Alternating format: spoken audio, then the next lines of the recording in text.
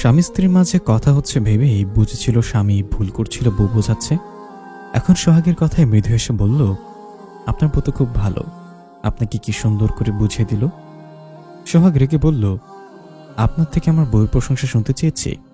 আপনি আপনার বউয়ের প্রশংসা করুন, অন্যের বউয়ের কেন করছেন? লোকটি থতমত খেয়ে যায়। সে তো এত ভেবে বলেনি, এমনি বলেছে। সোহাগ মৌয়ের হাত ধরে বলে, চলো অন্য দোকান থেকে কিনে দিব ডায়েরি। মৌ সোহাগের হাত টেনে ধরে বলল, আরে এই লোক ডায়েরি প্যাক করছে তো, এখন না নিলে কেমন লাগবে? সোহাগ মৌয়ের দিকে রেগে তাকিয়ে বলল, এই লোক তোমার প্রশংসা করেছে দেখলে না, এর ডায়েরি তোমার নেওয়া যাবে না, চলো। যেতে গিয়ে ও ডায়েরির দাম দোকানদারকে দিয়ে বলল, এই ডায়েরিতে আপনার বউকে নিয়ে প্রশংসা লিখে প্র্যাকটিস করবেন, এরপর সারাদিন নিজের বউয়ের প্রশংসা করবেন। মৌ হা করে সোহাগের কর্মকাণ্ড দেখছে, কি বলা উচিত বুঝতে পারছে না। লোকটা অন্য কিছু মিন করে তার প্রশংসা করেনি, এটা মৌ বুঝলেও সোহাগকে কে বোঝাবে? বোঝালো কি, বুঝবে না, লাভ নেই। দোকানদার মনে হয় জীবনের প্রথমে তো অবাক হলো, সে তো কথা বলতেই ভুলে গেছে। ফ্যানের বাতাসে তার টাকাগুলো উড়ে গিয়ে মেঝেতে পড়েছে, তার সেদিকে খেয়াল নেই। সে অবাক হয়ে সোহাগের প্রস্থান দেখল, কি কমেন্ট করা উচিত বুঝতে পারছে না। ডায়েরির দিকে তাকালো, তার বউকে নিয়ে ডায়েরিতে প্রশংসা লিখতে হবে। বাংলা প্যাচার মতো মুখ করে রইল। তার বউকে ডায়েরি লিখে দিলে বলবে বুড়ো বয়সে বিমৃতি। সোহাগ পাশের দোকান থেকে সেম ডায়েরি কিনে দেয় মৌকে।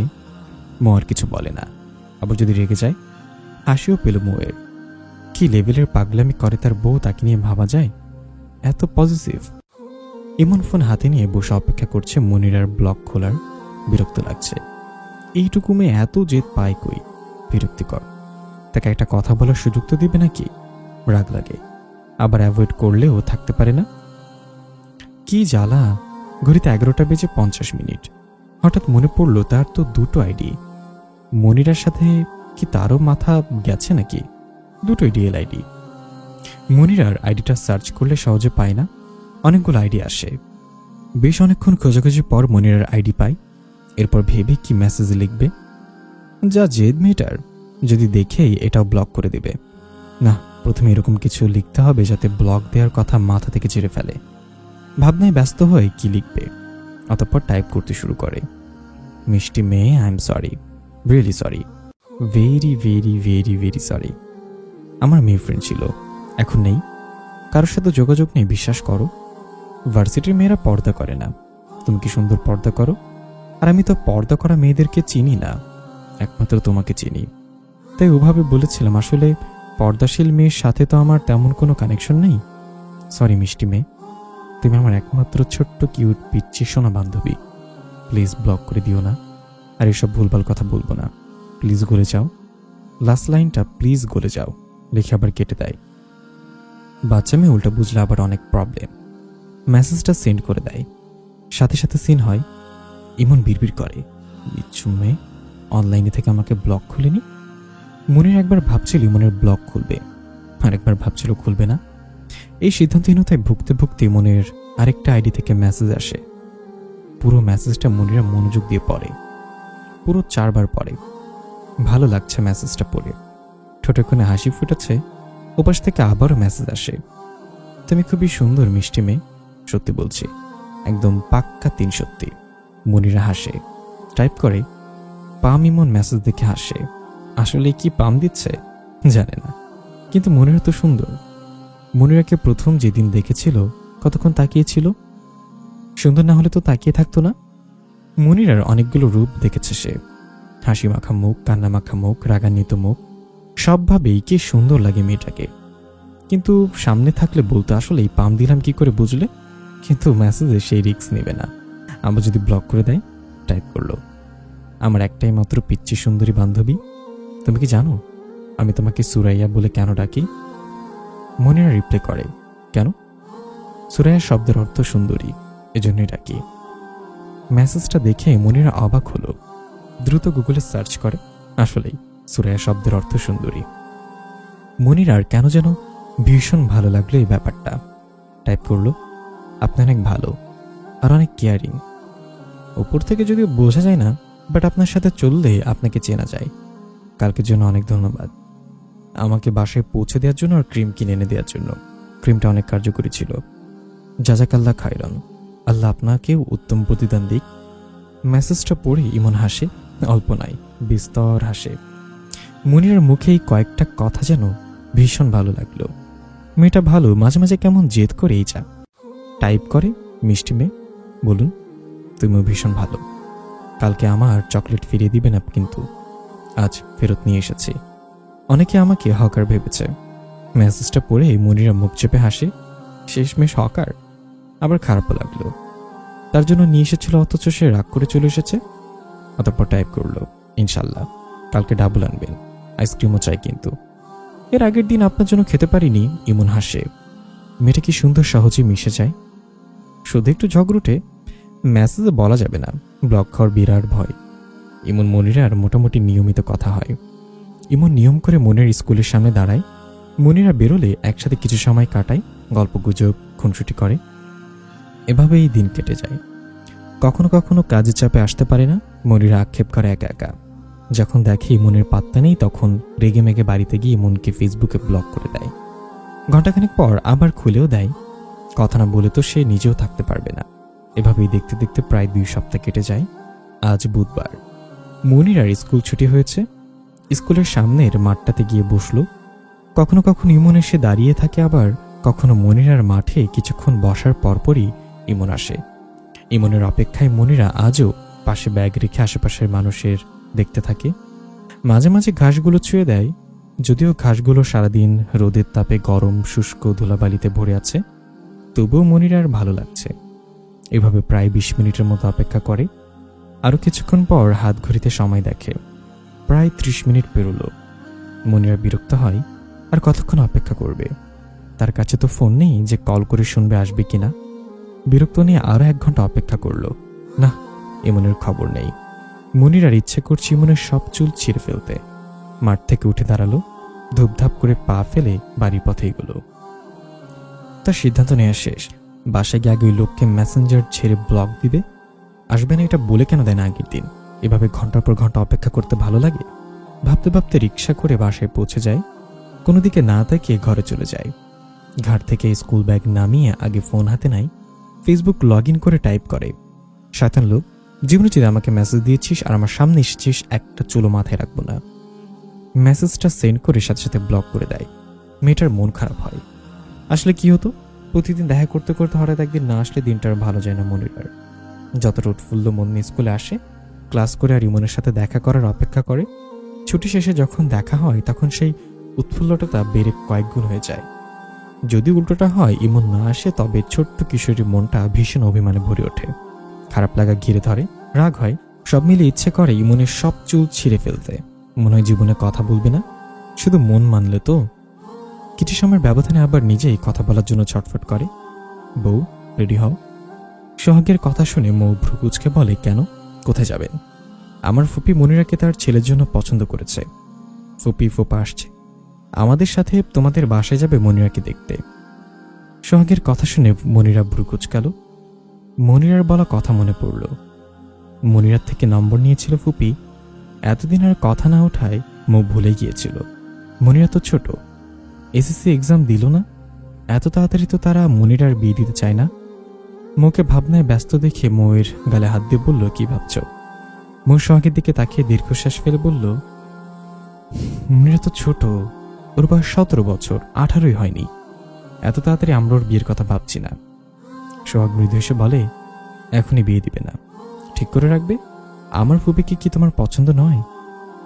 আসলে ফুপি কিছু কিছু ব্যাপারে খুবই ভালো, আবার কিছু ব্যাপারে অদ্ভুত বিহেভ করে, যাতে তোমার অনেক রাগ হবে ফুপির প্রতি। ভালো দিক বলি, মনিরাকে ফুপির পছন্দ হয়েছে মানে ফুপি মনিরাকে মাথায় করে রাখবে। ছেলের বউ বলে পরে অত্যাচার করবে ফুপি এমন নয়। পছন্দ না হলে বিয়ে দিবে না। নাবিল একা বিয়ে করলে ফুপি পছন্দ না হলে বিয়েই মানবে না, কিন্তু অন্য শাশুড়িদের মতে অত্যাচার করবে না। তোমাকে পছন্দ হয়নি বলে মুখের উপর কয়েকটা কথা বলেছিল, এটাকে আমি সমর্থন করি না, কিন্তু এই তুমিকেই যদি ফুপির ভালো লাগে তাহলে দেখবে ফুপি তোমার মেয়ের চেয়েও বেশি মাথায় তুলে রাখবে। ফুপি এমন মানুষ। একটু তুমি আবারও বলতে লাগলো, আর নাবিল ছেলেটাও যথেষ্ট ভালো, আমার ভাই বলে বলছি না, ছেলেটা ভদ্র। ধরো কোনো ভুল করতে যাচ্ছে, ওকে যদি তুমি সঠিকটা বোঝাতে পারো তাহলে ও মন থেকে সেই সঠিকটাকেই কঠোরভাবে আঁকড়ে ধরবে। নামাজের ব্যাপারেও গাফিলতি নেই। মৌ মনোযোগ সহকারে সোহাগের কথাগুলো শুনল। সোহাগ তো তাকে মিথ্যে বলবে না, তাদের খারাপও চাইবে না। মৌয়ের ভালো লাগলো। অতঃপর বলল, কিন্তু বিয়ের আগে তো শুধু ছেলেকেই মেয়েকে দেখতে পারবে, আপনার ফুফা সাথে এসেছে যে। সোহাগ একটু ভেবে বলল, তোমার বরের উপর ভরসা রাখো, আমি ম্যানেজ করে নেব ইনশাল্লাহ। ফুপা দেখবে না, আজ নাবিল আসেনি, শুধু ফুপি দেখবে। আর তোমার আব্বা আম্মুর সাথেও কথা বলে আসুক। মৌ মেনে নিল, মাথা নেড়ে বলল, আচ্ছা রেডি হয়ে নেই তাহলে। সোহাগ মৌয়ের কোমর জড়িয়ে ধরে। মৌ ভুরুকুচকে বলে, কিছু বলবেন? সোহাগ ডান হাত উঠিয়ে মৌয়ের দু চোখের পাতায় হাত বোলায়। মৌ চোখ বুজে নেয়। সোহাগ মৃদু হেসে বলে, চোখ খোলো বউ। মৌ চোখ খুলে তাকায়। সোহাগ মুখ এগিয়ে নিয়ে দু চোখের পাতায় চুমু আঁকে। সোহাগ ভ্রুকুচকে বলে, চোখ বন্ধ করো কেন? আমি চোখের ভেতরটা খাবো, এই জল করা মনি দুটো খাবো। মৌ সোহাগের কথা শুনে চোখ বড় বড় করে তাকায়। চোখের ভেতর খাবে? মনি খাবে মানে কি? সোহাগ ইনোসেন্ট ফেস বানিয়ে মৌয়ের চোখের উপর হাত বোলাতে বোলাতে বলে, বিশ্বাস করো, এই চোখ দুটোকে আমি কি দিয়ে বর্ণনা করব শব্দ খুঁজে পাই না। এত সুন্দর কেন বউ এই চোখ দুটো?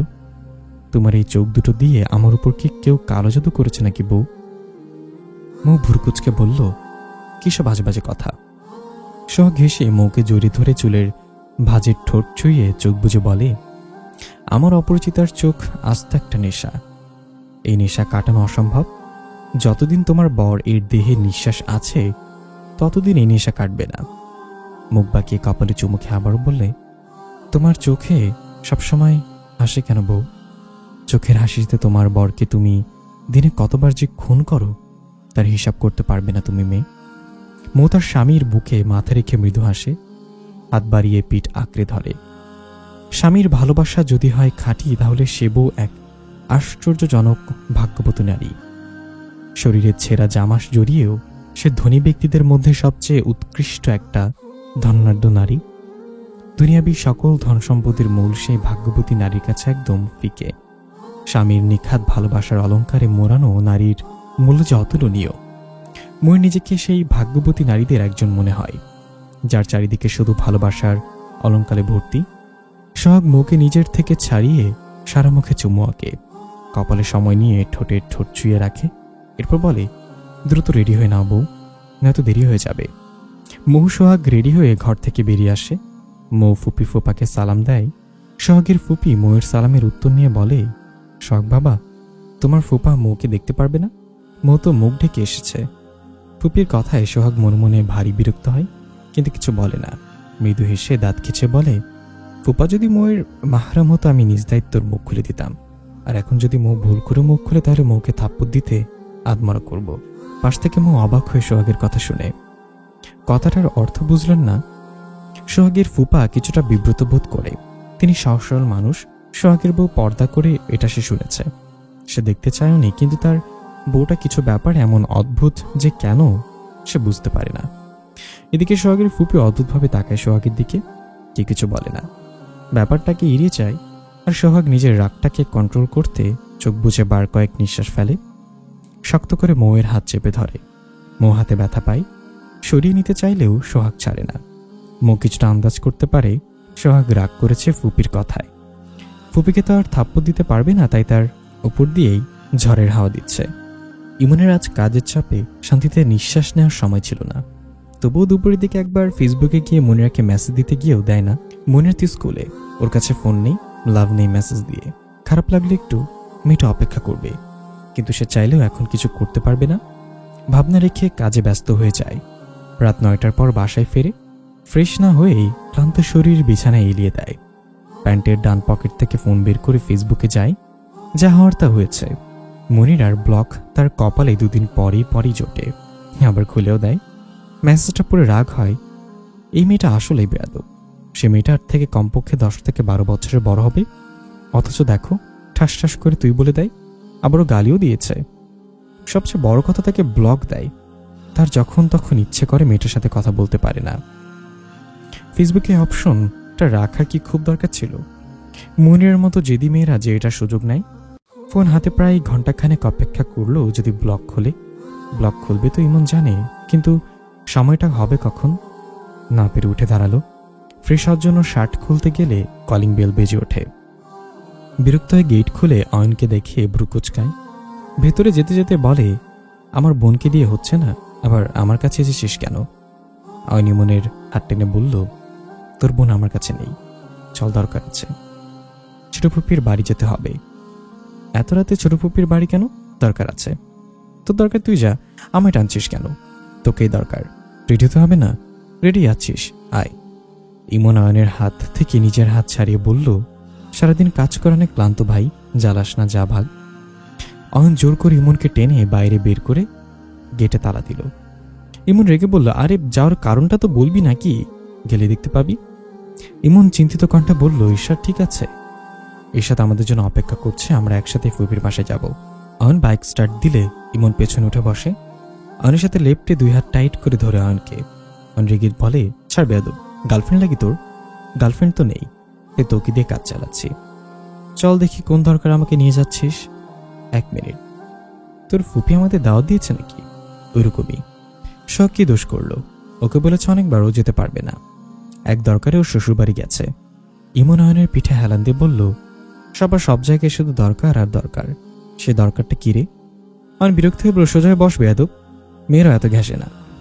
ইমন এবার দাঁত কেলিয়ে অয়নের গলা জড়িয়ে ধরে বলল, জান, তুমি শুধু আমাকে দূরে যেতে বলো, আমি কিন্তু কেন্দ্রে দেবো জান। অয়ন চোখ মুখ কুচকে নাই, কিছু বলে না কিন্তু। ইমন হেসে বলে, জান, তুমি আমার সাথে কথা না বললেও আমি কেন্দ্রে দেবো জান। অয়ন ডান হাত বাইক থেকে সরিয়ে কোনো দিয়ে ইমনের পেটে গুঁত দেয়। রেগে বলে, চুপ থাক বেয়াদব, নয়তো তোর বিয়ে ভাঙবো। ইমন ভুরু কুচকে বলল, বিয়ে ভাঙবি মানে? আমার বিয়ে হবে নাকি? অয়ন কিছু বলল না। কিছুক্ষণের মাঝে ইশরাতের হোস্টেলের সামনে এসে বাইক থামায়। ইশরাতকে কল করতে ইশরাত মিনিট 2 মধ্যে হোস্টেল থেকে বেরিয়ে আসে। অয়ন বাইকে এসে বসে ইশরাতকে বসতে বললে ইশরাত বসে। ইমন পাশে দাঁড়িয়ে বলে, আমি কই বসবো? অয়ন ইমনের দিকে তাকিয়ে বলে, হেঁটে আয়। এই বলে বাইক ছেড়ে দেয়। ইমন হাঁ করে চেয়ে থাকে, কি বেয়াদব, তাকে অর্ধেক রাস্তা পর্যন্ত টেনে এনে মাদ্রাসায় তার বোনকে পেয়ে জানকে ভুলে গেল। পেছন থেকে চিল্লিয়ে বলল, তুমি তোমার জানের কথা ভুলে যেতে পারো না জান? বউয়ের আগে যান, প্লিজ ফিরে এসো জান। ঈশাত ইমনের কথা শুনে হেসে বলে, ভাই এসব কি বলছে? আর রেগে বলে, তোদের ভাই বোনের মাথায় স্ক্রু ঢিলা, বুঝলি, মাঝে মাঝে টাইট দিতে হবে। ঈশাত দেখে বলল, আমার স্ক্রু ঢিলা? তোর বরকে জানু ডাকছে, কোথায় হিংসা করবি তা না, উল্টো হাসছিস। মাথার স্ক্রু ঢিলা না হলে তোর তার সাথে ঝগড়া করতে কে জানি ডাকে। অয়নের কথা শুনে ঈশাত অয়নের পিঠে হেলান দিয়ে হাসতে লাগলো। হাসতে হাসতে বলল, তোমরা বন্ধুরা অনেক ড্রামা করো। ঈশাতের হাসিতে অয়ন মৃদু হাসলো, ঠোঁটে হাসি নিয়ে বলল, ভালোবাসি ফুলরানী। ঈশাত হাসি থামিয়ে চুপ হয়ে গেল। অয়নের পিঠে মাথা রেখে পেছন থেকে বুকের কাছে শার্ট আঁকড়ে ধরে রইল। শব্দ করে হাসি ঠোঁট থেকে সরে গেল, আবারও ঠোঁটের কোণে হাসি দীর্ঘ হলো, তবে তা শব্দহীন। অয়ন তার বুকের কাছে ঈশাতের হাত দেখে মাথা নিচু করে টুপ করে তার বউয়ের হাতে চুমু আঁকল। ঈশাতের হাত কেঁপে ওঠে। মৃদুস্বরে বলে, অয়ন ভাইয়া। অয়ন সামনে রাস্তার পানে চেয়ে প্রশস্ত হেসে বলে, আমার রানী শুনছি, দেখে বাইক চালাও, ভয় লাগে? ঈশাত অয়নের পিঠে মাথা ঠেকিয়ে চোখ বুজে বলল, সবচেয়ে নিরাপদ স্থানে থাকতে আবার ভয় কিসের? অয়ন বাইক থামায়। জায়গাটা নির্জন, আশেপাশে মানুষ নেই, মৃদু বাতাস বইছে। বাইক থামালে কেন? অয়ন ঈশাতের হাত তার ডান হাতের মুঠোয় নিয়ে সামনে এগিয়ে যায়। ল্যাম্পপোস্টের আলোয় আড়ালে গিয়ে হঠাৎ করেই ঈশাতকে শক্ত করে জড়িয়ে ধরে। ঈশাত অবাক হয়, কি হলো? ধীরে ধীরে অয়নের পিঠে হাত দিয়ে বলে, অয়ন ভাইয়া, কি হয়েছে? অয়ন ঈশাতকে ছেড়ে ঈশাতের মুখ থেকে কাপড় সরায়। চাঁদের মিটমিট আলোয় তার বইয়ের মুখখানা কি সুন্দর লাগছে। চোখের মনে হয় স্পষ্ট, কিন্তু তবুও কত মায়া ঘিরে থাকে তার ঈশাতের চোখে মুখে। আবার ঈশাতকে জড়িয়ে ধরে নেয় নিজের সাথে। ঈশাতের বাম হাত তুলে চুমুকে বলে, ভীষণ ইচ্ছে করছিল তোকে তোর নিরাপদ স্থানে জড়িয়ে নিতে। ঈশাত মৃদু হাসল। অয়ন ঈশাতকে ছেড়ে দাঁড়ায়। ঈশাত অয়নের হাত ধরে বলে, অয়ন ভাইয়া, চলো না, ওই দিক থেকে হেঁটে আসি, যাবা?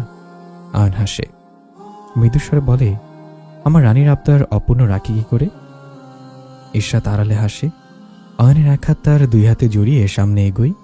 কিছু দূর যাওয়ার পর অয়ন সিরিয়াস হয়ে ডাকে, ঈশাত। ঈশাত পাশ ফিরে অয়নের দিকে তাকালে অয়ন টুপ করে ঈশাতের ঠোঁটে চুমু খায়। ঈশাত দাঁড়িয়ে যায়, দ্রুত মুখ ফিরিয়ে নেয়। অয়ন হাসে। ঈশাত অয়নের হাত ছেড়ে দেয়। অয়ন তার বউয়ের হাত ধরে এগিয়ে যেতে যেতে বলে, আমার রানীর লজ্জাটা একটু বেশি। জানিস ইশরাত, লজ্জা ভাঙিয়ে দেওয়ার সব চেষ্টা শেষ, তবু লাজুক রানীর লজ্জা যেন দিন দিন বাড়ছে। কি করি বলতো? ইশরাত লজ্জায় হাঁসফাঁস করে। মাঝে মাঝে কী সব কথাবার্তা বলে তার অয়ন ভাইয়া। অয়ন ইশরাতের হাত ধরে নিজের দিকে টেনে নেয়, এনে জড়িয়ে নেয়। মৃদু স্বরে বলে, ভালোবাসি আমার ফুলরানী। পেছন থেকে ছেলে কণ্ঠ ভেসে আসে, ভালোবাসিটা বেডরুমে গিয়ে করা যায় না? আমাকে টেনে এনে রাস্তায় তোমরা ভালোবাসি করছো ময়নারা। ইমনের কণ্ঠ শুনে ইশরাত দ্রুত অয়নের থেকে দূরে সরে দাঁড়ায়। যদিও অয়নের একদম পেছনে ইমন দাঁড়িয়ে, ইশরাত অয়নের আড়ালে থাকায় দেখতে পায়নি ইশরাতকে। ইমন রাস্তায় বাইক থামানো দেখে রিক্সাওয়ালাকে দাঁড় করিয়ে এদিকে এনেছে। তখনই অয়নের কথাটা কানে আসে। অয়ন বিরক্ত হয়। এই আসলেই শালা, তার কাজে ব্যাগরা দিতে হাজির হয়ে যায়। ইমনের দিকে এগিয়ে গিয়ে বলে, এই বেয়াদব, তোর বোনের যে তুই বড় ভাই সেটা ভুলে যাস? ইমন দাঁত খেলিয়ে বলে, আমি তো কিছুই দেখিনি, শুধু আমার জান আরেকজনকে ভালোবাসি বলছে, সেজন্য একটুখানি কষ্ট হচ্ছে আর কি। অয়ন বিরক্ত ইশরাতের কাছে এসে তার হাত ধরে বাইকের দিকে এগিয়ে যায়। ইমন দৌড়ে এসে অয়নের ওপর হাত ধরে বলে, জান, তুমি বারবার আমাকে রেখে গেলে আমার কি হবে বলো? এরকম করতে থাকলে আমি কেঁদে দিলাম বলে। ইমনের কথা শুনে ইশরাত শব্দ করে হাসতে লাগলো। অয়ন রেগে বলে, তোর ভাইকে চুপ করতে বল ইশরাত, নয় তোকে রাস্তায় চুপাবো আমি। ইমন ইনোসেন্ট ফেস বানিয়ে বলল, রাস্তায় তো পানি থাকে না জান, রাস্তা ছাড়া তুমি আমাকে খালে বিলে নদীতে পুকুরে যেখানে খুশি চুবিও, আমি 2 পায়ে রাজি। যা। অয়ন ইমনের মুখ চেপে ধরে বলে, বেয়াদবের বাচ্চা, আর একবার ফালতু কথা বললে তোর বিয়ে কনফার্ম। এরপর বাইকে উঠে ইশরাতকে নিয়ে চলে যায়। ইমন রিক্সা উঠে বলে, আস্তে বাইক চালাও যান, নয়তো বেশি শক্তি খরচ হয়ে যাবে। ইশরাত হাসতে হাসতে অয়নের পিঠে হেলে পড়ে। অয়ন রেগে বলে, বাদর ভাইয়ের মতো গড়াগড়ি করলে ধাক্কা দিয়ে ফেলে দেব। ইশরাত কোনো রকমে হাসি থামায়। অয়নের কথা গায়ে মাখে না, তার ভাই আসলে একটা জিনিস। রিক্সাওয়ালা বয়স্ক লোকটি বলল, কেরা তোমার জান বাবা? ইমন বয়স্ক চাচার কথা শুনে হেসে বলল, যে বাইক চালে গেল। আপনার পছন্দ হয়েছে চাচা? লোকটি হাসলো। ছেলেটা মজা করছে সে বুঝেছে, মৃদু হেসে বলল, তুমি খুব মজার মানুষ বাবা, তোমার মতো পোলা যা যে ঘরে আছে সে ঘর মেলা সুখ।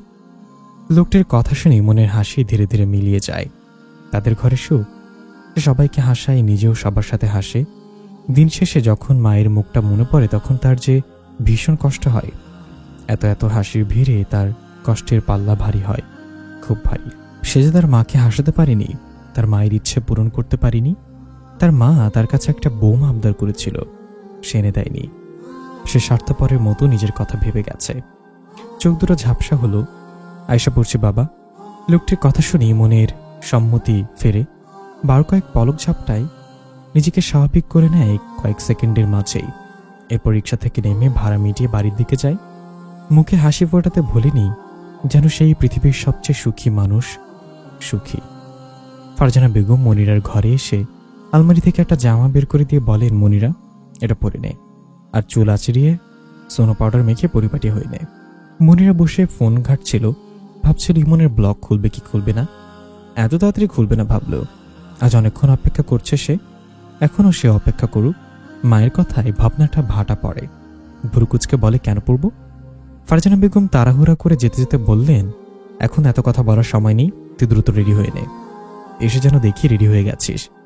এই বলে দ্রুত পায়ে ঘর ছেড়ে বেরিয়ে যান। মনিরা ফোন রেখে জামাটা হাতে নেয়। এখন রাত বাজে 9টা।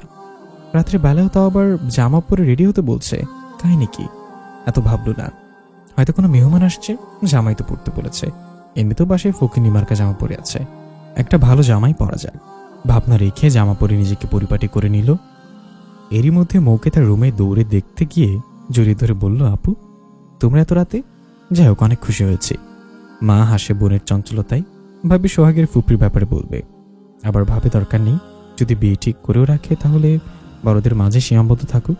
মনিরা ছোট, ও মন দিয়ে পড়াশোনা করুক, তার মাথায় বিয়ের ভূত ঢোকানোর কোনো দরকার নেই। মৌ বোরকা খুলে ফ্রেশ হয়ে নেয়। ততক্ষণে সোহাগের ফুপি মনিরার ঘরে আসে মনিরাকে দেখতে। সোহাগের ফুপাকে সোহাগ বুঝিয়ে বলায় তিনি দ্বিমত পোষণ করেননি, বরং ভালো লেগেছে এমন ধার্মিক পরিবার দেখে। সোহাগের ফুপিকে দেখে মনিরা অবাক হয়ে তাকায়, ভাবে এই মহিলা কোথা থেকে আসলো। বিছানায় যেভাবে বসেছিল ভদ্র মহিলাকে দেখে আরেকটু ঠিকঠাক হয়ে বসলো। সোহাগের ফুপি মনিরার পাশে গিয়ে বসে মৃদু হেসে বলল, কেমন আছে মাম্মু? মনিরা জোরপূর্বক হেসে বলল, আলহামদুলিল্লাহ ভালো। আপনি কেন বলতে গিয়ে থেমে গেল। ইস, কি বলতে যাচ্ছিল। বলে দিলে কি হতো? মেহমানকে বলছে কেন এসেছেন। তার আম্মু তাকে টপ করে রাস্তায় ফেলে আসতো। যাই হোক, বলার আগেই মুখে ব্রেক পড়ে গেছে আলহামদুলিল্লাহ। অতঃপর মিখে এসে বলল, আপনি কেমন আছেন আন্টি? সোহাগের ফুপি মৃদু হেসে মনিরার থুতনিতে হাত দিয়ে সে হাত নিজের ঠোঁটে লাগিয়ে চুমুকে বলল, আলহামদুলিল্লাহ আম্মু, তোমাকে আর কষ্ট করে আন্টি ডাকতে হবে না, এখন থেকে আমাকে আম্মু ডাকবে। মনিরা অবাক হলো, এই মহিলাকে সে কোন দুঃখে আম্মু ডাকতে যাবে? তার এক জলজান্ত মা তো আছেই। ভাবনার মাঝেই সোহাগের ফুপি ব্যাগ থেকে একটা আংটি বের করে মনিরার হাতে পুড়িয়ে দেয়। মনিরা অবাকের উপর অবাক হচ্ছে। আংটিটা দেখে তো স্বর্ণের মনে হচ্ছে, তাকে আংটি কেন দিচ্ছে? আবার আম্মু ডাকতে বলছে। এর আগের বার তো সোহাগদের বাড়ি গিয়েছিল, তখনকার কথা মনে পড়ায় চোখ বড় বড় করে তাকায় সোহাগের ফুপির দিকে। হঠাৎ হাতের আংটি খুলে বলে ওঠে, না। সোহাগের ফুপি থতমত খেয়ে বলে, কি হলো আম্মু? মনিরা বুঝতে পারে ভুল জায়গায় ভুল রিয়াকশন দিয়ে দিয়েছে। আমতামতা করে বলে, না মানে আংটি পড়লে আমার হাত চুলকায়। এই বলে সোহাগের ফুপির দিকে আংটিটা দিয়ে বলে, এটা আপনি নিয়ে নিন, আমি পরে থাকতে পারি না। সোহাগের ফুপি মৃদু হেসে বলে, পাগলি মেয়ে, সমস্যা নেই, তোমার কাছে রেখে দাও, আমার ছেলের বউ হবে, এটুকু দিয়ে যাচ্ছে, বা ফিরে দিবে। এই বলে আবারও মনিরার থুতনিতে হাত দিয়ে চুমু খেয়ে ঘর ছাড়ল। মনিরার চোখ ছলছল করে উঠল। এমনকি ভীষণ মনে পড়ল। কেন মনে পড়ল জানে না। আম্মু আপু সবার উপর ভীষণ অভিমান জমল, কেউ তাকে কিছু বলেনি। হাতের আংটিটার দিকে তাকিয়ে রইল। চোখ ফেটে পানি বেরিয়ে গাল বেয়ে পড়তে লাগলো। কেন যেন জেদ চাপল। আংটিটা আচমকা অনামিকা আঙ্গুলে পরে পাশ থেকে ফোন নিয়ে নিঃসন্দেহে আংটিটা হাতের দুটো পিক তুলল। এরপর ফেসবুকে গিয়ে মনের ব্লগ খুলে পিক দুটো সেন্ড করে টাইপ করলো, আমার বিয়ে, এই যে আমাকে ছেলে আংটি পরিয়ে গেছে, আপনাকে আমি জীবনেও দাওয়াত দিব না। স্বার্থপর ব্যস্ত মানুষ। মেসেজটা সেন্ড করে ফোন রেখে দেয়। বিছানায় শুয়ে উপর হয়ে ফুপিয়ে ওঠে। ভীষণ কষ্ট হচ্ছে তার। কি করবে? ওই ছেলেকে বিয়ে করবে না সে। আর এই ইশরাত আপুর ভাই কত ব্যস্ত মানুষ হয়ে গেছে। ওই লোককে তো সে ছাড়বে না, তার খোঁজ নেয় না। শয়তান লোক। একা একাই বিড়বিড় করে আর ফুপিয়ে কাঁদতে থাকে। ইমন, তুই কিন্তু আমার হাফ মেয়ে জামাই। ইমন ভাত মুখে দিয়েছিল। অয়নের ফুপির কথা শুনে ইমনের কাশি উঠে যায়। ভদ্রমহিলা দ্রুত ইমনকে পানি এগিয়ে দিয়ে বলে, আস্তে খা আস্তে। মেয়ে জামাই শুনে অবাক হয়েছিস নাকি? আমার মেয়েকে তোর হাতে দেব, দেখে রাখবি বাবা। অয়নের ফুপির কথা শুনে ইমন হেঁচকি তুলছে আর সামনে বসা অয়নের ফুপির দিকে তাকিয়ে আছে। পাশ থেকে অয়ন মিটিমিটি হেসে ইমনের মুখের সাথে পানির গ্লাস লাগিয়ে বলে, খেয়ে নে বাছা। ইমন অয়নের হাতের পুরো গ্লাস ফাঁকা করে। এরপর পাশ ফিরে অয়নের দিকে তাকিয়ে দেখল অয়ন মাথা নিচু করে খাচ্ছে আর মিটমিট হাসছে। ইমন ছোট ছোট চোখ করে অয়নের দিকে তাকিয়ে হঠাৎ করে তার ডান পা অয়নের বাম পায়ের ওপর ঠাস করে রাখে। অয়ন চোখ মুখ কুচকে নেয়। ইমনের দিকে তাকিয়ে বলে, লাভ নেই, বিয়ের জন্য প্রিপারেশন নেই। ইমন দাঁতে দাঁত চেপে বলে, আমি বিয়ে করব না। অয়ন দাঁত কেলিয়ে বলে, তোর বিয়ে খুব শীঘ্রই, তোকে আমি ছাড়বো না অয়নের বাচ্চা। এসব প্ল্যান করে নিয়ে এসেছিস আমাকে, ইন্টেলিজেন্ট বয়। ওই রিমির বাচ্চাকে আমি বিয়ে করব না কিন্তু। অয়ন নাটকীয় ভঙ্গিতে বলে, আস্তাগফিরুল্লাহ, রিমির বাচ্চা তোর ছা হবে জান। এসব বলতে নেই। ইমন রেগে খাওয়া ছেড়ে উঠে দাঁড়ালো। অয়নের ফুপি বললেন, না খেয়ে উঠে পড়লি কেন? ইমন নিজেকে স্বাভাবিক করে হেসে বলল, ফুপি আর খেতে পারছি না, আমার বাসায় ফিরতে হবে, জরুরি কাজ আছে। অয়নের ফুপি বললেন, সে কি, আজ যাওয়া যাবে না তো? তোর সাথে আমার আজ খুবই জরুরি কথা আছে। অয়ন পাশ থেকে খেতে খেতে বলল, আমি রিশাতও থাকবো, আমাদেরকেও তোর সাথে জরুরি কথা আছে। ইমনের যে কি রাগ লাগছে বেয়াদব অয়নের উপর। এতে জরুরি কথা সে জানে, যেটা শোনার বিন্দুমাত্র তার নেই ইচ্ছা। অয়নের দিকে তাকে বিড়বিড় করল, অয়নের বাচ্চা, এখান থেকে তুই একবার বের হ, আমার বোনের মুখ তোর 10 বছর দেখা বন্ধ। খাওয়া শেষে ইমন, অয়ন, ইশরাত, অয়নের ফুপি ডাইনিংয়ে বসেছে। অয়ন বলল, ফুপি বিয়ে কবে? আমার বন্ধু কিন্তু নাম্বার 1 ইমন খান, বেশি দেরি করে না। অয়নের কথা শুনে ইশরাত হাসলো। ইমন অয়নের দিকে চোখ বড় করে তাকালো। এই বেয়াদব তার বন্ধু কোনো মতেই হতে পারে না। তাকে বিয়ে দেওয়ার জন্য কেমন উঠে পড়ে লেগেছে। অয়নের ফুপি হেসে ইমনকে বলল, তোর আব্বুর সাথে আমি পরে কথা বলবো, আগে তোকে জানিয়ে রাখলাম। রিমি, তুই নিজেদের মধ্যে কথা বলে নে, এরপর তোর আব্বুর সাথে আমি কথা বলবো। ইমন জোরপূর্বক হাসলো। পাশা অয়নের দিকে তাকিয়ে বিড়বিড় করে বলল, বিশ্বাস কর, ইশরাতের ক্ষমা যে তুই কতদিন দেখতে পারবি না তার হিসাব নেই। অয়ন সোফায় গায়ে বলল, বউটা আমার ভাইগিরি দিন শেষ, বরের বাংলাদেশ। ইমন দাঁত কিমির করলো। এই বেয়াদবটা তার পিছে হাত ধুয়ে পড়েছে কেন? কি ঝামেলা? ফুপির মুখের উপর না করবে কিভাবে? ভাবলে এখনকার যুগে সবার বয়ফ্রেন্ড থাকবে, নিশ্চয়ই রিমির কেউ না কেউ থাকবেই। ফুপির সাথে কথা বলার চেয়ে রিমিকে বলবে সে নিজের দায়িত্বে তার বয়ফ্রেন্ডের সাথে বিয়ের ব্যবস্থা করবে। কাহিনী খতম। প্ল্যান সাজিয়ে নিয়ে ফুপির দিকে তাকে বলল, ফুপি আমি রিমির সাথে আলাদা করে কথা বলতে চাই। অয়নের ফুপি হেসে বলল, বুবুয়ের সাথে কথা বলবি, সমস্যা কি? রিমি ওর ঘরে আছে, যা। ইমন একবার অয়নের দিকে রেগে তাকালো। অয়ন মিটমিট হাসছে। ইমন কটমট করে তাকে আবারও চোখের ইশারে বোঝালো, আমার বোনের খোঁজ তুই আর পাবি না বেয়াদব। অতঃপর উঠে রিমির ঘরের দিকে গেল। রিমি আছিস? রিমি ফোন স্ক্রল করছিল। ইমনের কণ্ঠ শুনে রিমি ফোন রেখে উঠে দাঁড়ালো। ঠিকঠাক হয়ে বলল, আছি ইমন ভাইয়া, ভেতরে আসো। রিমির অনুমতি পেয়ে দরজা ঠেলে ভেতরে যায়। তোর সাথে জরুরি কথা আছে। রিমি লজ্জামাখা হাসি দিয়ে বলে, আমি শুনতে রাজি ইমন ভাইয়া। ইমন চোখ ছোট ছোট করে তাকালো রিমির দিকে। এই মেয়েকে তো সে হাসির কিছু বলেনি। নিজ দিক থেকে তাকে এত ঢং করে হাসার মানে কি? এসব পাত্তা দিল না। তোর কি কাউকে ভালো লাগে? রিমি ইমনের দিকে তাকালে ইমন আমতামতা করে বলে, পছন্দের মানুষ আছে, লাইক বয়ফ্রেন্ড। রিমি মাথা নিচু করে কানের পিঠে চহল গুজে মুচকে এসে বলল, হ্যাঁ পছন্দের মানুষ আছে। ইমন স্বস্তির নিঃশ্বাস ফেলল। যাক বাবা, সে বেঁচে গেল তার মানে। মৃদু এসে বলল, তার পরিচয়টা দে আমাকে, আমি নিজ দায়িত্বে তার সাথে তোর ব্যবস্থা করব। রিমি ভুরুকুচকে বলল, তোমাকে ব্যবস্থা করতে হবে না ভাইয়া, আমার ফ্যামিলি নিজে থেকেই তার সাথে আমায় বিয়ে দিতে চাচ্ছে। রিমির কথা শুনে ইমনের কপালে ভাঁজ পড়ল। চিন্তিত কণ্ঠে বলল, তো জানিস না তোর আম্মুরা আমার আর তোর বিয়ের কথা বলছে, বুঝেছিস? রিমি হেসে বলল, আমি জানি। তুই যে বললি তোর পছন্দের মানুষের সাথে তোর ফ্যামিলি বিয়ে দিচ্ছে, এদিকে বিয়েটা তো আমার সাথে দেওয়ার কথা বলছে। রিমি ভুরুকুচকে বলল, হ্যাঁ তোমার সাথে তো বলবে, তুমি তো আমার পছন্দের মানুষ। বলে মাথা নিচু করে লজ্জা ভাব নিয়ে হাসলো। রিমির কথা শুনে ইমন চোখ বড় বড় করে তাকালো। এটাই বাকি ছিল, যা হয়ে গেল। রিমি ইমনের দিকে তাকে বলল, কি হয়ে গেল ইমন ভাইয়া? ইমন রেগে বলল, পছন্দ করার আর মানুষ খুঁজে পাসনি? ভাইকে এসব নজরে দেখতে লজ্জা করে না? রিমি তবদা খেয়ে ইমনের দিকে তাকিয়ে রইল। সে কি ভুল করল ইমনকে পছন্দ করে? ইমন তো তার ভাই নয়, বয়সে বড় বলে ভাইয়া বলে ডাকত। ইমন কথাটা বলেই ঘর থেকে বেরিয়ে গেছে। রিমি পাত্তা দিল না। আম্মুরা রাজি, বিয়ে হয়ে যাবে। ইমনকে তার খুবই ভালো লাগে, সবসময় হাসায় তাদের। ইমন ভাইয়ের সাথে কেউ থাকলে 5 মিনিট না হেসে থাকতে পারবে না। মানুষটার সাথে তার বিয়ে হবে ভেবে নিজে নিজে লজ্জা পেল, আবার মুচকি মুচকি হাসতে লাগলো। ফুপি আমাকে আজ বাসায় ফিরতে হবে, খুবই জরুরি কাজ আছে। ইমনের কথায় অয়নও বলল, আমাকেও ফিরতে হবে ফুপি, ঈর্ষাদের কালকে ক্লাস আছে, ওকে হোস্টেলে যেতে হবে। অয়নের ফুপির একটু মন খারাপ করলো, কিন্তু জোর করলো না। কাজ থাকলে জোর করে আটকে রাখবে কিভাবে?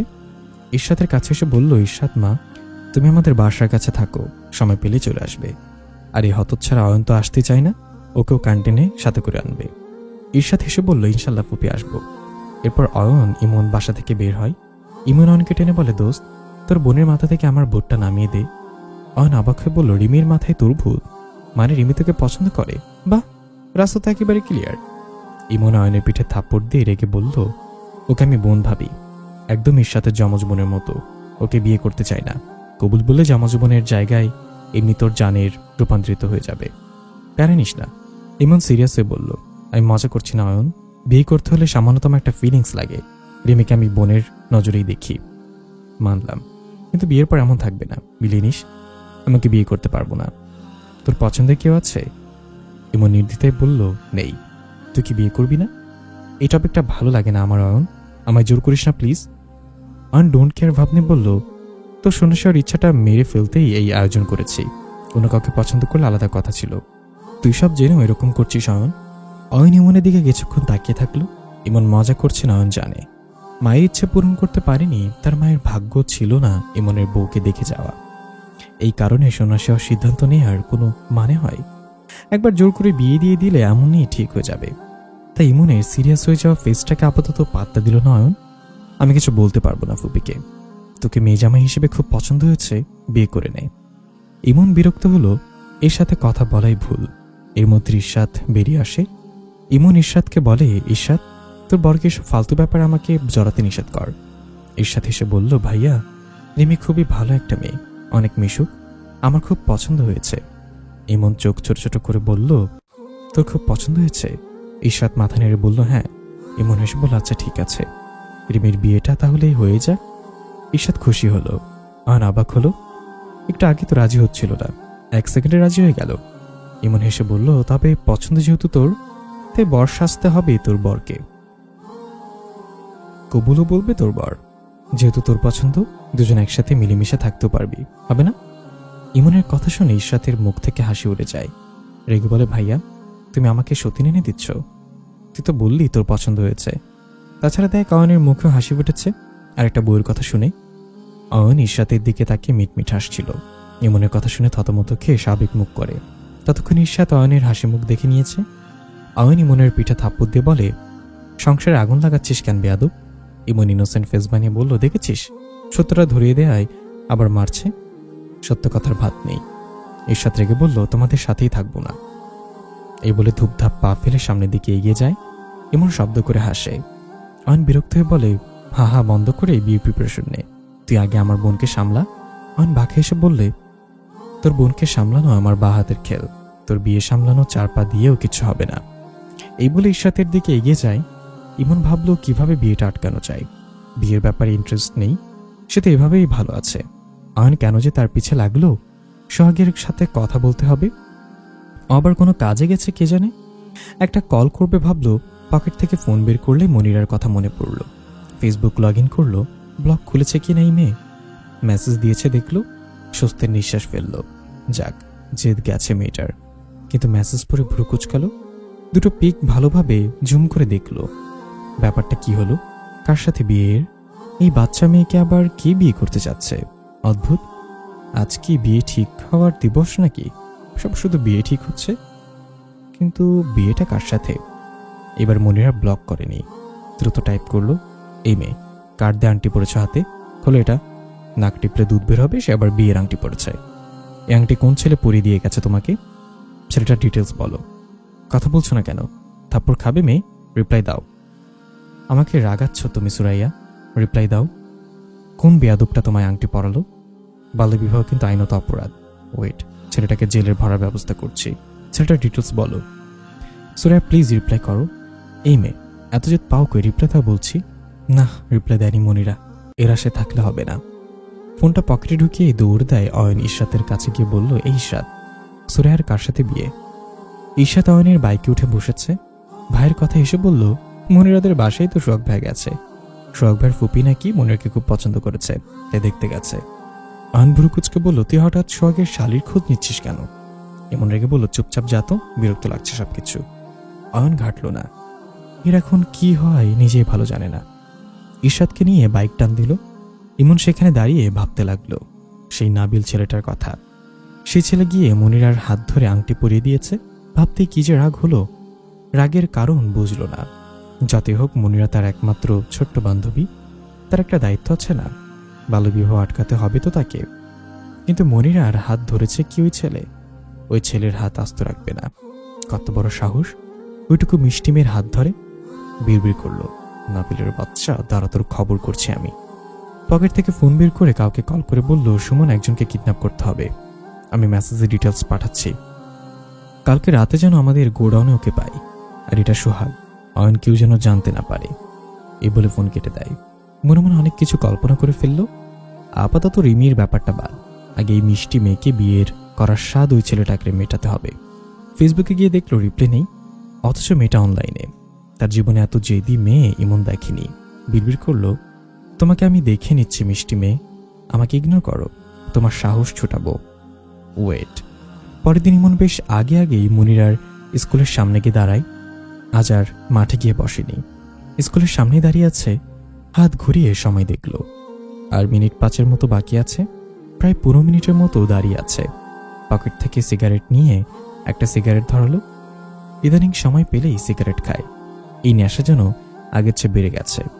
মনের স্কুল গেটে চোখ রেখেই সিগারেট ফুঁকতে লাগলো। স্কুল ছুটি হয়েছে, অনেক ছেলে মেয়ে বের হচ্ছে, কিন্তু মনির আর দেখা নেই। বিরক্ত হলো ইমন। হাতে সিগারেট শেষ। আরেকটা বের করে মুখে নিলে মনিরাকে চোখে পড়ে। ঠোঁটে চেপে রাখা সিগারেটটার আর আগুন না ধরিয়ে মুখ থেকে সেটা ফেলে দেয়। আজ মনিরাকে রাস্তা পার হওয়ার চেষ্টা করতে দেখে ইমন নিজেই উপরে যায়। মনিরার বান্ধবীদের না দেখে ইমন কোনো কথা বলেই হঠাৎ মনিরার হাত তার হাতের মুঠোয় নিয়ে রাস্তা পার হতে যায়। মনিরার কেমন যেন শিরশির অনুভূতি হয়। জীবনে প্রথম কোনো পরপুরুষের স্পর্শ পেয়ে কেমন যেন লাগলো। ভালো নাকি খারাপ বুঝল না। এমন কোনো কথা না বলেই রাস্তা পার হয়ে গেল, মাটির দিকে যেতে নাই। মনিরা হাত ছাড়তে চায়, ইমন আরো শক্ত করে ধরে। মনিরা বিরক্ত হয়ে বলে, আমার হাত ছাড়ুন শয়তান লোক। ইমন দাঁড়িয়ে যায়, মনিরার দিকে রেগে তাকায়, হাতের মুঠোয় ধরে রাখা হাত মুচড়ে ধরে। মনিরা ব্যথায় আর্তনাদ করে ওঠে।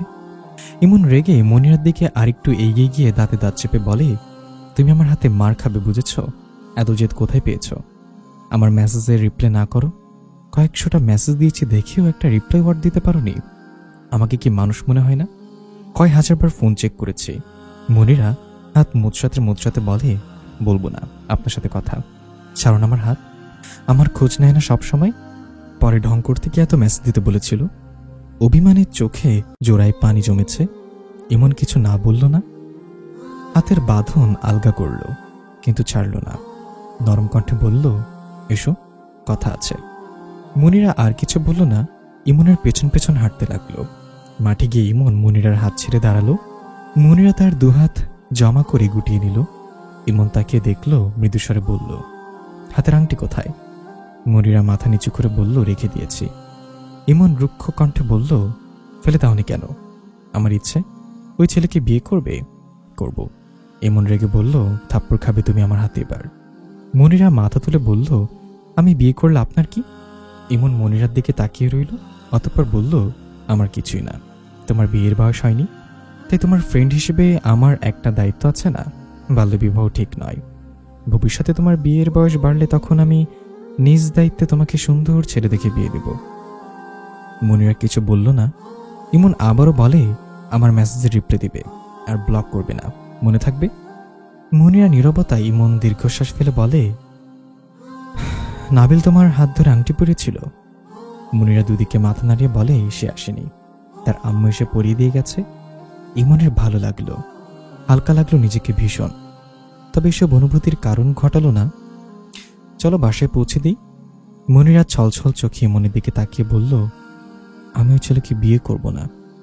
ইমন মনিরার দিকে তাকালো। মনিরার বাচ্চাদের মতো বলার ধরনে মুচকে হাসলো, অতঃপর বলল, তাহলে কাকে বিয়ে করবে? মনিরা নাক টেনে বলল, জানি না। ইমন দুহাত বুকে আড়াআড়ি ভাবে গুজে বলল, হবে না বিয়ে, চিন্তা করো না। আপনি কিভাবে জানলেন? আমাদের সাথে সব ঠিক করে গেছে ওই ছেলের মা। এসব চিন্তা বাদ দাও, মন দিয়ে পড়াশোনা করো। বিয়ে হবে না, কালকে ছেলেরা না করে দিবে, মিলে নিও। মনিরা অবাক হয়ে হয়ে বলল, কি করে? এমন মৃদু এসে এক চোখ টিপ দিয়ে বলল, সিক্রেট। মনিরা চোখ নামিয়ে নেয়, বিড়বিড় করে, আবার বদরামি করছে। চোখ মুছে নাও, কাঁদবে না। কাঁদলে ভালো দেখায় না তোমায়, তবে ঝাল খেয়ে কাঁদলে ভালো লাগে। ইমনের কথা শুনে মনিরা হা করে তাকালো ইমনের দিকে। কথাগুলো সব মাথার উপর দিয়ে গেছে। ইমন সামনের দিকে এগিয়ে যেতে যেতে বলে, এসো, আজ তোমাকে ফুচকা খাইয়ে মন ভালো করে দিচ্ছি। আবারও পেছন ফিরে মনিরার কাছে এসে বলে, তোমার হাত ধরি। মনিরা ইমনের কথা শুনে দুহাত পেছনে লুকিয়ে ফেলে। ইমন হাসলো মনিরার কাণ্ডে, অতঃপর বলল, আচ্ছা ধরছি না, আসো, ফুচকা খেয়ে বাসায় যাবে। মনিরা ইমনের পিছন পিছন গেল ফুচকার দোকানে। এরপর দোকানওয়ালাকে বলল, আঙ্কেল, আমাকে 2 প্লেট ঝাল কম দিয়ে ফুচকা দিন। পাশ থেকে ইমন বলল, মেয়েরা ঝাল বেশি খেয়ে দেখেছি, তুমি বাচ্চাদের মতো কম খাও কেন? মনিরা আর চোখে তাকিয়ে বলল, আমার ইচ্ছা, তোমার 2 প্লেট থেকে আমাকেও ভাগ দিতে হবে। আপনি নিজের জন্য নিয়ে খান, আমি দিব না। এর মধ্যে মনিরার দিকে 1 প্লেট ফুচকার প্লেট বাড়িয়ে দিলে মনিরা প্লেট না নিয়ে একটা চেয়ারে বসে। পাশের চেয়ারে ইমন বসে মনিরার প্লেটের দিকে হাত বাড়ালে মনিরা প্লেট দ্রুত পেছনের দিকে নিয়ে ইমনের দিকে দিল রেগে। মনিরা ইমনের দিকে রেগে তাকালেও মুহূর্তে মুখটা ইনোসেন্ট ফেস বানিয়ে ফেলে। প্লেটটা তার সামনে এনে দেখলো একটা ফুচকাও প্লেট অবশিষ্ট নেই।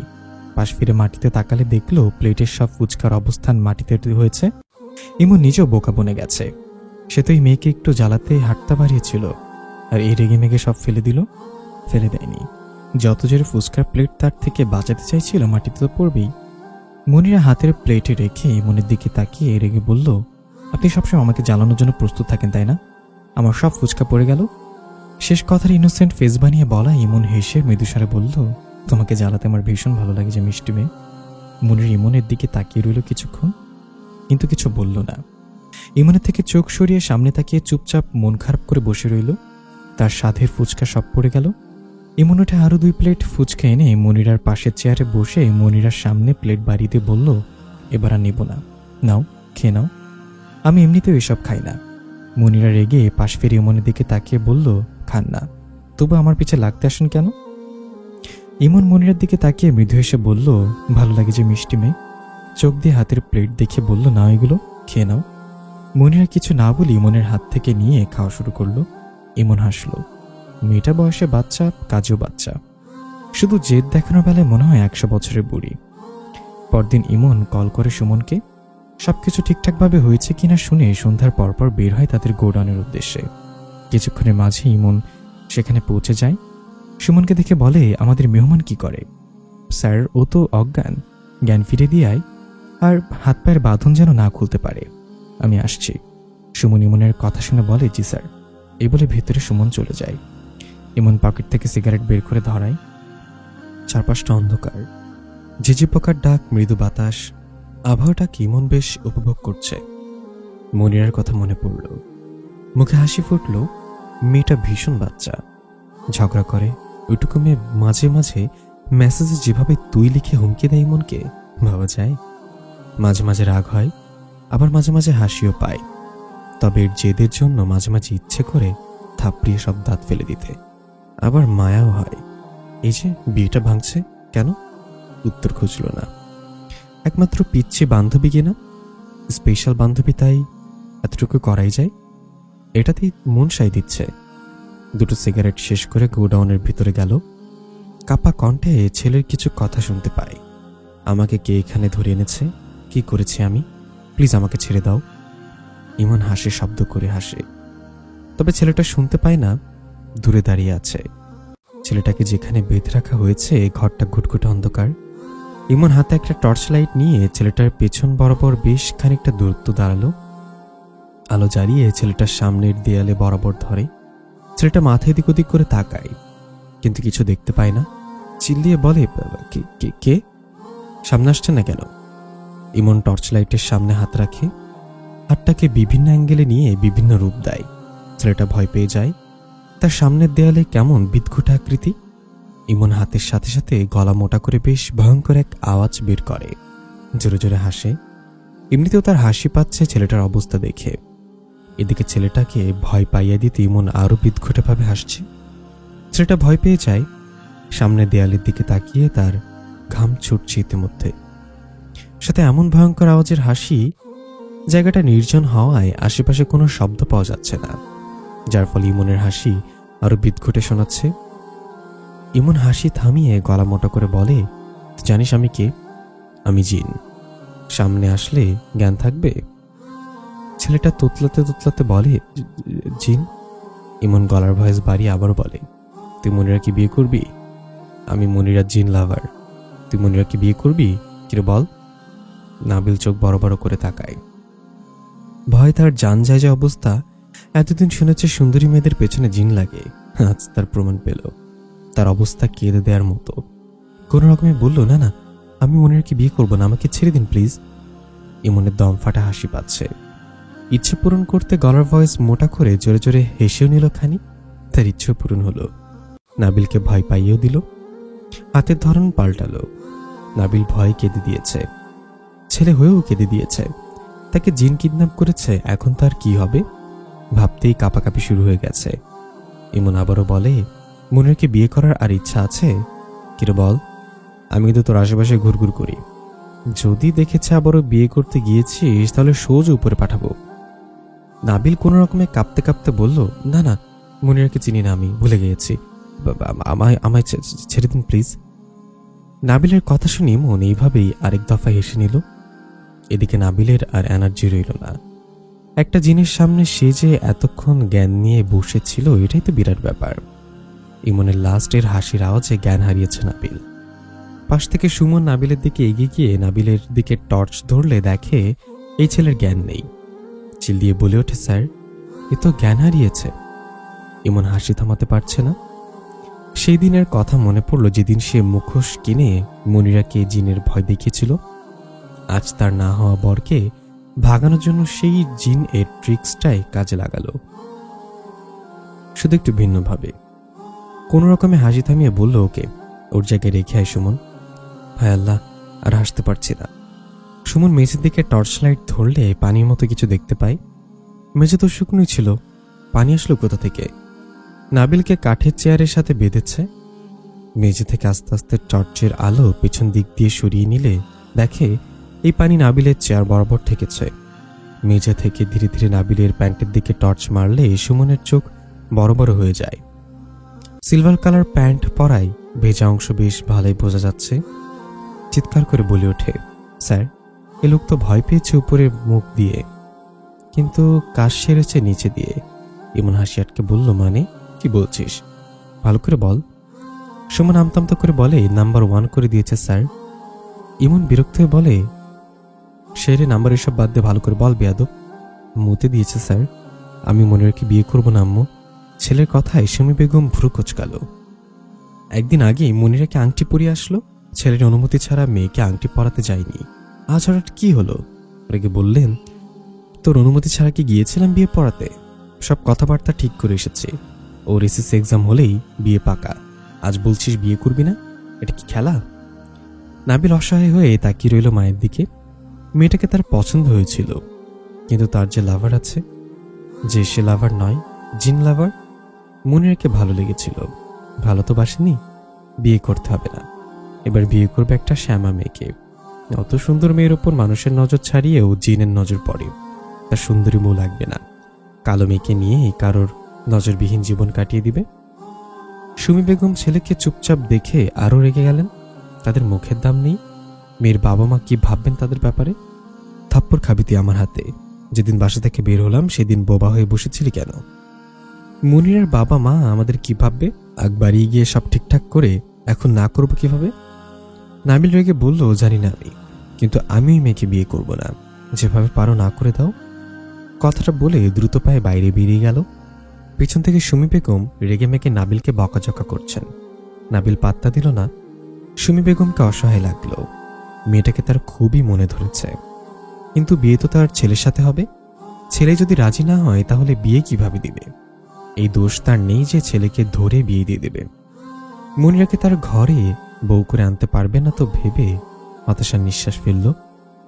পরদিন সকাল সকাল ঘুম থেকে উঠতেই একটা সুন্দর খবর পেয়ে মনিরার মনটা ফুরফুরে হয়ে যায়। তার বিয়ে ক্যান্সেল। নাচতে ইচ্ছে করছে। আহা, কি শান্তি!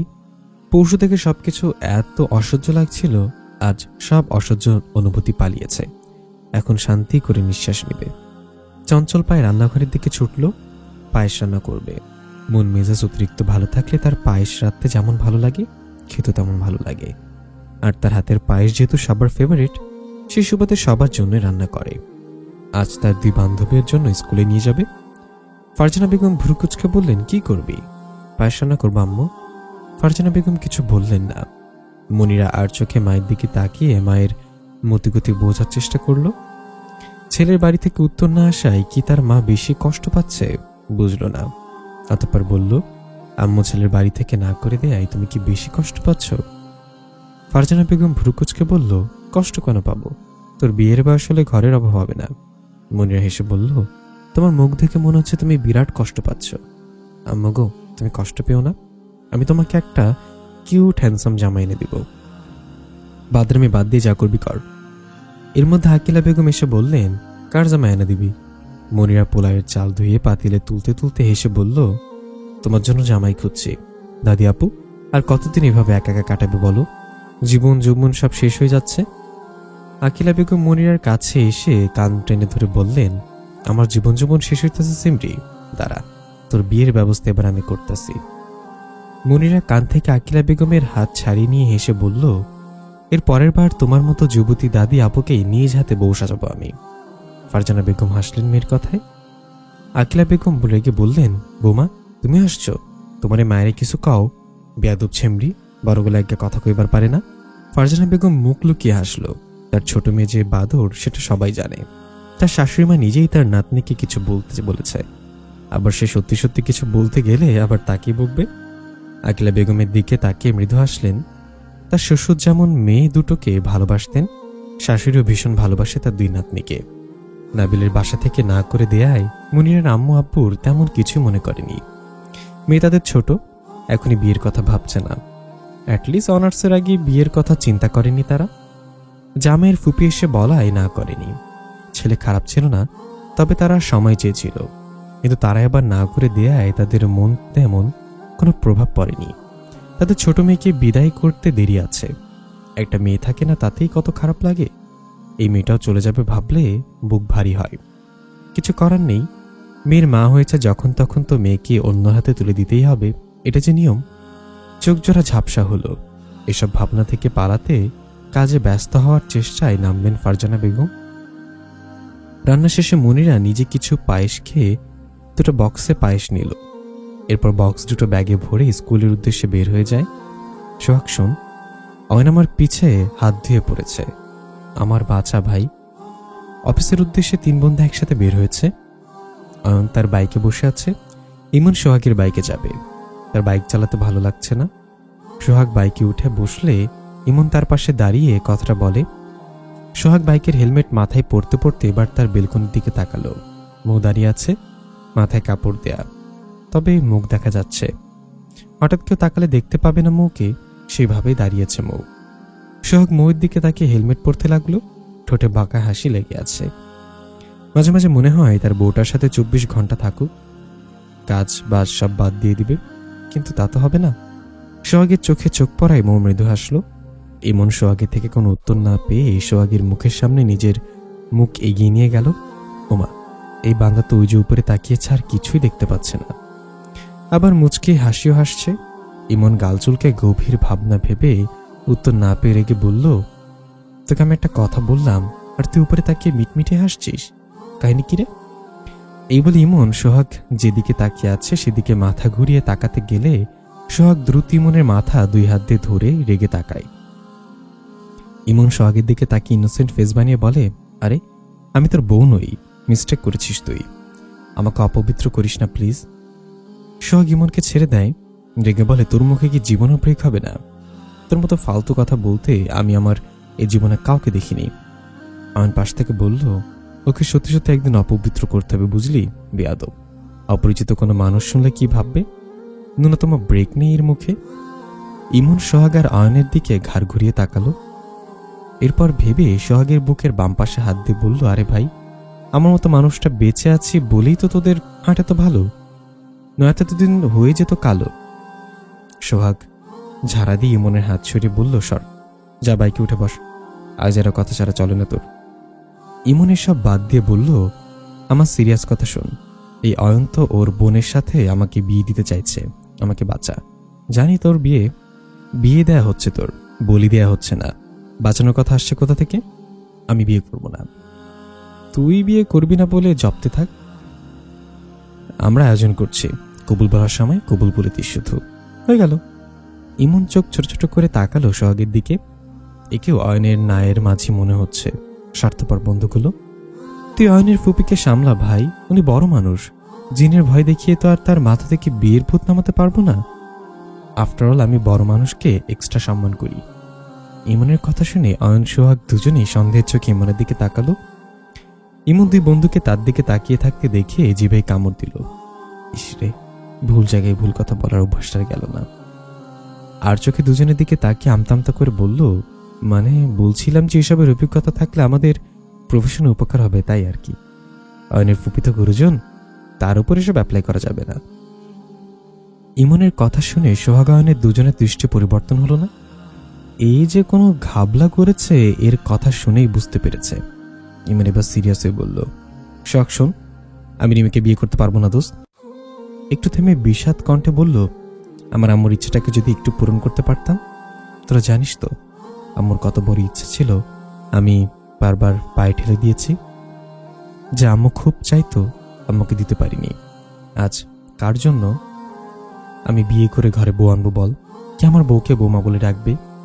সোহাগ অয়ন মাথা নিচু করে ইমনের কথা শুনছে, কিছু বলছে না। কি বলবে? মা হারিয়ে গেলে তার সান্ত্বনা কিভাবে দিতে হয় সেটা যে তাদের জানা নেই। ইমন পিছঝালা রাস্তার দিকে তাকিয়ে দীর্ঘশ্বাস ফেলে আবার বলে, একদিন আম্মু আমায় বলেছিল, আব্বু তোর জন্য একটা মেয়ে দেখেছি আমি, তোর এত এত মেয়ে ফ্রেন্ড বাদ দিয়ে দে। তাই 2 দিন পর পর এসে বলে তোকে তারা ভালোবাসে, ওদের সাথে এত ফ্রেন্ডলি না মিশে একটা বিয়ে করে নে, দেখবি তোর জীবন গুছিয়ে যাবে। আমার রাগ হয়েছিল, মেয়েদের সাথে টুকটাক ফ্লার্ট করতাম, আহামরি তো নয়,